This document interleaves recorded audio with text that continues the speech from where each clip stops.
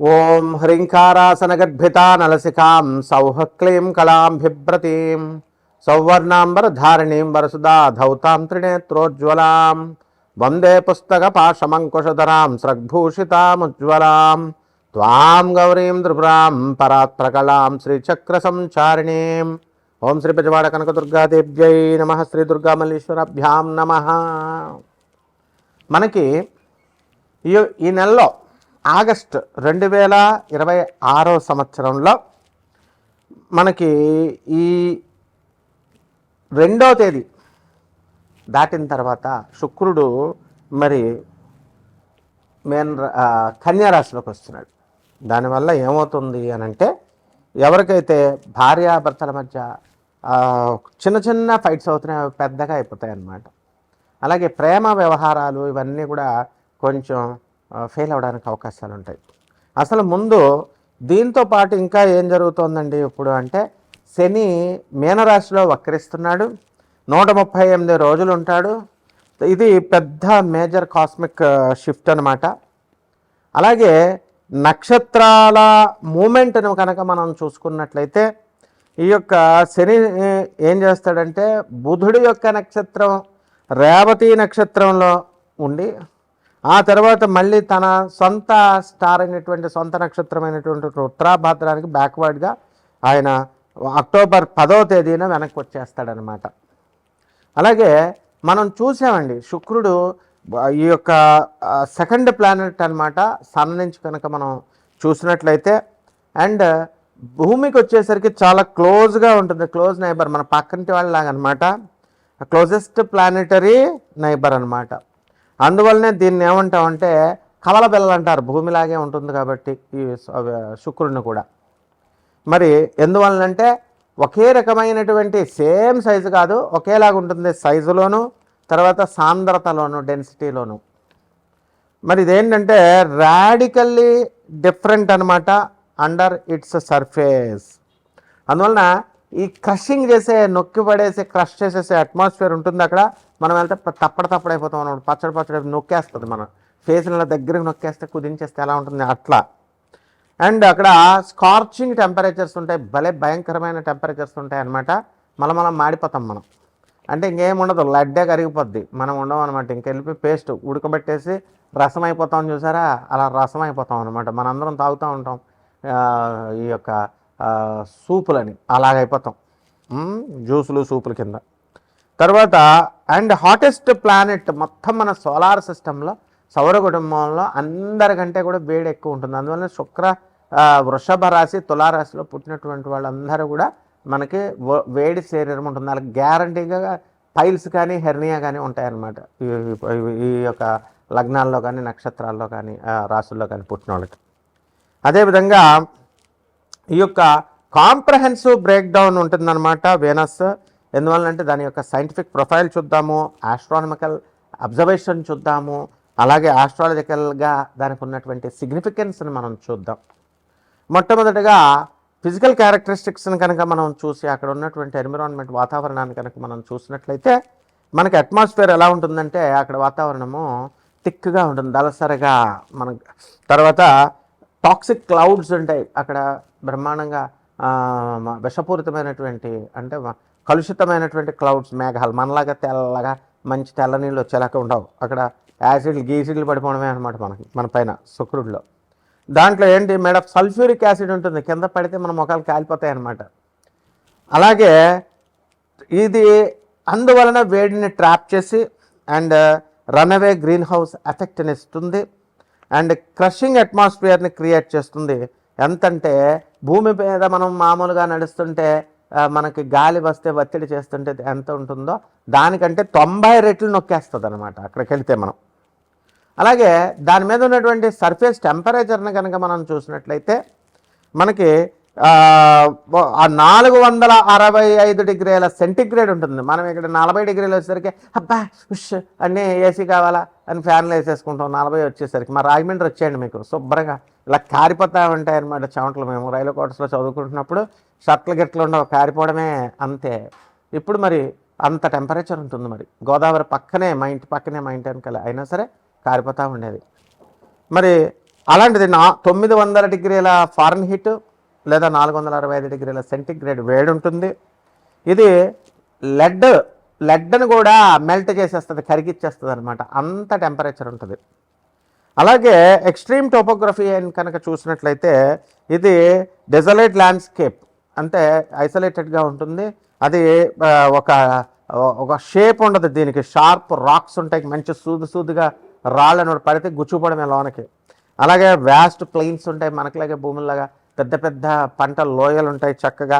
And thousands of active volcanoes ఉంటాయి, ఎప్పటికప్పుడు పేలుతూ ఉంటాయి. మొన్న వైజాగ్లో పేలింది సముద్రంలో, చూసారు వాల్కనోస్, అగ్నిపర్వతాలు పేలుతూ ఉంటాయి, పక్కన మనం చూడొచ్చు ఎంచక్క. మరి అక్కడికే మనం 2028లో మన ఇస్రో శుక్రయానికి వెళ్తున్నాం. అప్పుడు మన అందరం కూడా వెళ్ళొచ్చు. అప్పుడు అమెరికా, లండన్ ఎలా వెళ్తున్నామో ఆ విధంగా త్వరలో 2028 నుంచి వాళ్ళు వెళ్ళొచ్చిన తర్వాత మన శుక్రయాన్ ప్రయాణం. ఇంకా అంతా ఢిల్లీ, బాంబే, అమెరికా, ఈ లండన్ ఈ ప్రయాణాలు ఉండవు. వంగా బాబా గారు చెప్పినట్టుగా బల్గేరియన్ జ్యోతిష్కరాలు, అలాగే పోతులూరు వీరబ్రహ్మేంద్ర స్వాముల వారు చెప్పినట్టు, నోస్ట్రడామస్ ఫ్రాన్స్కి చెందినటువంటి జ్యోతిష్కులు చెప్పినట్టు ఆ యొక్క గ్రహాలకు మనం వెళ్ళిపోతూ ఉంటాం. చంద్రుడి మీదకి వెళ్ళిపోవడమే అమెరికా వెళ్తున్నట్టు. అలాగే కుజుడి మీదకి మంగళయా అని వెళ్ళొచ్చేసాం, ఇప్పుడు శుక్రయా అని వెళ్ళిపోతున్నాం. అంతే, ఇక ప్రయాణాలు. తర్వాత దీని ఆర్బిటాల్ మెకానిక్స్ని, రొటేషన్ని కనుక మనం చూసుకున్నట్లయితే వీనస్ ఏం చేస్తుందంటే దాని యాక్సిస్ మీద అది తిరుగుతూ బ్యాక్వర్డ్లో తిరుగుతుంది. అంటే మోస్ట్ అదర్ ప్లానెట్లా కాకుండా ఇది backward. Venus spins backward on its axis, వెనక్కి తిరుగుతుంది ఇది.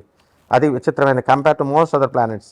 అంటే ఈ sun rises in the west వాళ్ళకి, శుక్రుడి మీద ఉన్న వాళ్ళకి వెస్ట్లో, సూర్యుడు వెస్ట్లో పుడతాడు. అలాగే sun sets in the east అనమాట వాళ్ళకి, శుక్రుడికి. అలాగే స్లోయెస్ట్ స్పిన్ ఎంత ఉంటుందంటే 243 భూమి మీద ఉన్నటువంటి రోజులను 243 కనుక పట్టినట్లయితే అది స్లోయెస్ట్ అనమాట. ఒక సంవత్సరం ఒకసారి దాని చుట్టూ అది తిరిగినట్టు. Making a single Venusian day, Venus day Venusian day అంటాం. Longer than its entire orbital year of 235 earth days. 225 days జనరల్గా, దానికంటే కూడా లాంగర్గా 243 డేస్ పడుద్ది రొటేట్ ఒకసారి సూర్యుని చుట్టూ తిరగడానికి. అలాగే ఆస్ట్రానమికల్ అబ్జర్వేషన్ కనుక చూస్తే చాలా బ్రైటెస్ట్గా ఉంటుంది. ఇది బ్రైటెస్ట్ ఆబ్జెక్ట్, దగదగా మెరుస్తూ ఉంటుంది అనమాట. సో మూన్ను కనుక తీసేస్తే బ్రహ్మాండంగా కనబడుతుంది కదా భూమి, మన చంద్రుడు సూర్యుడులాగా మంచి కాంతివంతంగా. దాన్ని తీసేస్తే మళ్ళీ ఆ తర్వాత నవగ్రహాల్లో ఎవర్ర గ్రహాల్లో ఉన్నది అని అంటే వీనస్సే బ్రైటెస్ట్ న్యాచురల్ ఆబ్జెక్ట్ అనమాట ఎర్త్స్ నైట్ స్కైలో కనుక మనం చూసినట్లయితే. బికాస్ దాని డెన్స్ క్లౌడ్ను బట్టి అలా ఉంటుంది. అలాగే కవర్ రిఫ్లెక్ట్ 70% ఆఫ్ ద సన్లైట్ని తీసేసుకొని మనకు రిఫ్లెక్ట్ చేస్తుంది అది. అలాగే మార్నింగ్ అండ్ ఈవినింగ్ స్టార్గా దాన్ని చెప్పుకుంటాం. దాని ఆర్బిట్ అంతా కూడా భూమి లోపల ఉంటుంది, ఇంటీరియర్ టు ఎర్త్ కాబట్టి అది it is visible shortly after sunset. వెస్ట్లోకి వెళ్ళి సన్సెట్ తర్వాత చూసుకోవచ్చు. అలాగే షార్ట్లీ బిఫోర్ సన్ రైజ్ ఈస్ట్లో మనం చూసుకోవచ్చు. అలాగే వేదిక్ ఆస్ట్రాలజికల్ సిగ్నిఫికెన్స్ని కనుక వేదశాస్త్రాల్లో ఉన్నటువంటి దాన్ని బట్టి మనం చెప్పుకోవాలనుకుంటే మనకి కోర్ సిగ్నిఫికెన్స్ ఏముంటుందంటే వీనస్ ప్రేమని, లవ్ని, బ్యూటీని, వెల్త్ని, సంపదని, లగ్జరీని, రిలేషన్షిప్స్ని, క్రియేటివిటీని, సృజనాత్మకత శక్తిని, మ్యారేజ్ని, వీటిలన్నిటికీ కారకత్వం శుక్రుడిది అనమాట. మరి రాశి రోలర్షిప్ దగ్గరికి వచ్చేసరికి అది వృషభ రాశికి, తులారాశికి స్వక్షేత్రాలవి. అలాగే మీనరాశిలో మంచి ఎనర్జీ అంతా కూడా స్ట్రాంగ్గా మ్యాక్సిమం స్ట్రెంత్ ఉంటుంది. అండ్ వీకెస్ట్ స్ట్రెంత్ కన్యారాశిలో ఉంటుంది. ఇప్పుడు అది ఉంది. ఇంతకీ ఏమిట్రా కదా అంటే ఈ కన్యారాశి 2 ఆగస్ట్ నుంచి మనకి 2026 సంవత్సరం నుంచి శుక్రుడు వీక్ అయిపోయాడు. కాబట్టి దీని కరెంట్ స్టేటస్ ఏంటంటే మనకి బ్రైట్ మార్నింగ్ స్టార్గా ఈస్టర్న్ స్కైలో మనం చూడొచ్చు. అండ్ ఆగస్టు 12న 2026 సంవత్సరంలో 6 ప్లానెట్ అలైన్మెంట్ ఒకటి మనకి కనబడబోతుంది. ఆ 6 ప్లానెట్స్ అదేమిటంటే బుధుడు, కుజుడు, గురుడు, శని, యురానస్ అండ్ నెప్ట్యూన్. ఇవన్నీ కూడా పెద్ద ఆర్చ్లాగా ఆకాశంలో మనకు కనబడబోతుంది. దీనివల్ల మనం ఒక్కొక్క రాశికి ఏ విధంగా ఉంటుందో మనం విడివిడిగా ద్వాదశ రాశుల వారికి చూద్దాం. ఎవరైతే ఈ యొక్క ఇదంతా కూడా మనము కోటాను మంది కామన్ ప్లాట్ఫారంగా గోచార రీత్యా మనం చెప్తున్నాం. వ్యక్తిగత జాతకాలు కావాలనుకునేటటువంటి వాళ్ళు మరి వాట్సాప్లో నాకు డీటెయిల్స్ అన్నీ కూడా పెట్టండి, వాట్సాప్లో చేయండి, ఫోన్లు చేస్తే మేము అర్థం అనమాట. ఎందుకంటే అక్కడ బయట ఉంటాం. మీకు ఏం కావాలో సమస్య వాయిస్ మెసేజ్ని కానీ లేదా వాట్సాప్లో పెట్టండి. ఒక్కొక్క రాశి వారికి ఎలా ఉంటుందో చూద్దాం. మిథున రాశి, ఈ రాశి వారికి అందరికీ కూడా మనము శని వక్రించడము, దాంతోపాటు మనకి శుక్రుడు నేచపెట్టాడు ఈ కన్యారాశిలో. ఆ కారణంగా మనకి ఈ మిథున రాశి వారికి అందరికీ కూడా విదేశాలకు వెళ్తారు, కానీ అక్కడ ఉద్యోగం రాదు. ఒకవేళ మామూలుగా ఉద్యోగాలు అక్కడికి వెళ్ళి ప్రమోషన్స్ మీద వెళ్ళినటువంటి వాళ్ళకి అదనంగా రావాల్సినటువంటి బెనిఫిట్స్ ఏవైతే ఉంటాయో అవన్నీ కూడా రావు.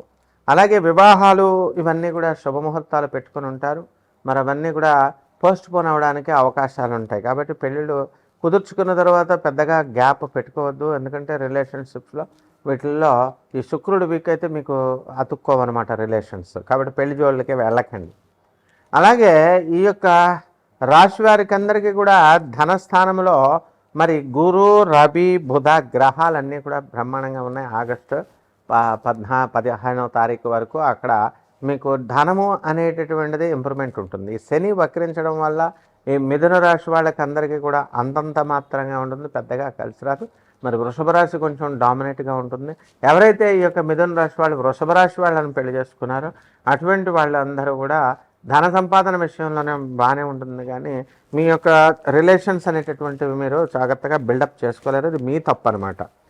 మిథున రాశి వాళ్ళంతా కూడా అన్నెసరీ వాళ్ళతో ఫ్రెండ్షిప్ చేయడము, అవసరమైనటువంటి వాళ్ళతో మీరు ఈ యొక్క రిలేషన్స్ మెయింటైన్ చేయలేకపోవడము అనేటటువంటిది జరుగుతుంది. ఇకపోతే ఈ రాశి వారికి మనము రైతులను కనుక మనం తీసుకున్నప్పుడు బ్రహ్మాండమైనటువంటి పంటలు పండిస్తారు.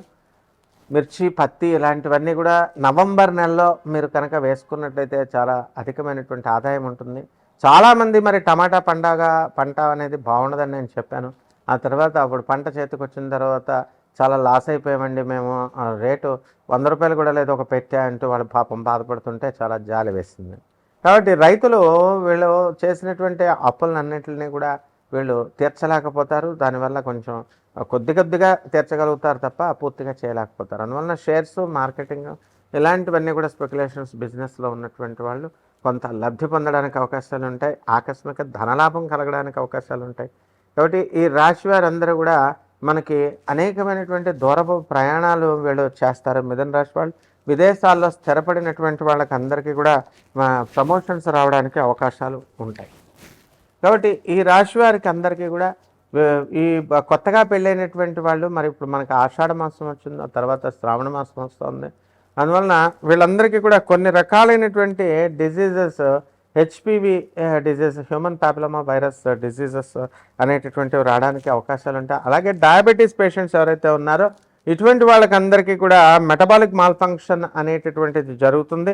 అందువలన ప్రాపర్లీ మనకి ఈ యొక్క షుగర్ని ప్రాసెస్ చేయలేకపోతుంది. ఈ కారణంగా డయాబెటీస్ వ్యాధులు ఈ యొక్క మిథున రాశి వారికి రావడానికి అవకాశాలు ఉన్నాయి. కాబట్టి పరిహారాలు మీరు చక్కగా ఈ యొక్క కేతువుకి, రాహుకి మీరు నమస్కారాలు చేసుకోవాలా. దుర్గాది మల్లేశ్వర స్వామి వారిని పూజ చేసుకోండి, బ్రహ్మాండంగా ఉంటుంది. శుభమస్తు.